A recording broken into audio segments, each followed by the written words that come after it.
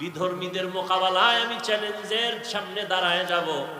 সারা দুনিয়ার বিধর্মীরা মুসলমানের চূড়ান্ত দুশমন। দুনিয়ার শুরু থেকে দুশমনী করেছে, এখনো করে, কিয়ামত পর্যন্ত করবে।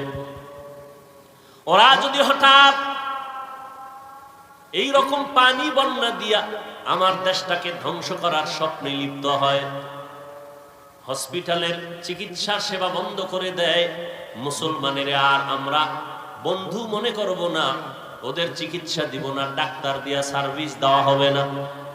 আমার স্কুল কলেজ পড়ুয়া ডাক্তার ছেলেটা দাঁড়ায় যদি বলে বেঈমানের মোকাবেলায়, আমরা চ্যালেঞ্জ দিয়ে বলবো, ও বেঈমানেরা, তোদের ঔষধ, তোদের ডাক্তারি চিকিৎসা আমাদের প্রয়োজন নাই। আমাদের মুসলমানের জন্য আমরা মুসলমান ডাক্তারেরাই যথেষ্ট। কি বলবেন, এই ছেলেটা ডাক্তারি পড়লে জাহান্নামী? দিলকে বড় করতে হবে, অন্যকে দিলে বসানোর মতো জায়গা রাখতে হবে, হিংসার আগুন সব বন্ধ করে দিতে হবে ধৈর্যের পানি দিয়ে।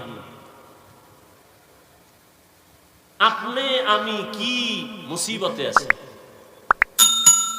ওয়ামা আরসালনাকা ইল্লা রাহমাতাল লিল আলামিন। কেমন হৃদয়ওয়ালা নবী আমার।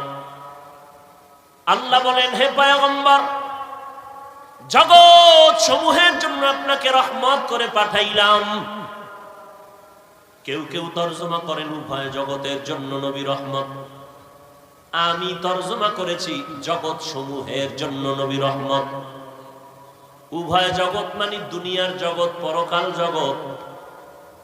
আসলে জগতেই দুইটা না, জগৎ আরো বেশি। রুহের একটা জগৎ আলাদা, মায়ের গর্ভের জগৎ আলাদা, দুনিয়া নামক জগৎ আলাদা। মরণের পরে আর একটা জগৎ হবে, এটা হলো আলমে বরজখ, কবর জগৎ। হাসরের ময়দানের একটা জগৎ, ওখান থেকে আলাদা হয়ে আর এক জগতে ঢুকবে, জান্নাতের এক জগৎ, জাহান্নামের আর এক জগৎ। আল্লাহ বলেন, হে নবী, সব জগতের জন্য আমি আপনাকে বানাইলাম রহমতের নবী। আপনি হলেন জগৎ সমূহের জন্য রহমত, আর আমি আল্লাহ হলাম জগৎ সমূহের জন্য রব। আমি হলাম রব্বুল আলামিন, আপনাকে বানাইলাম রহমাতুল লিল আলামিন। রুহের জগতের জন্য নবী রহমত।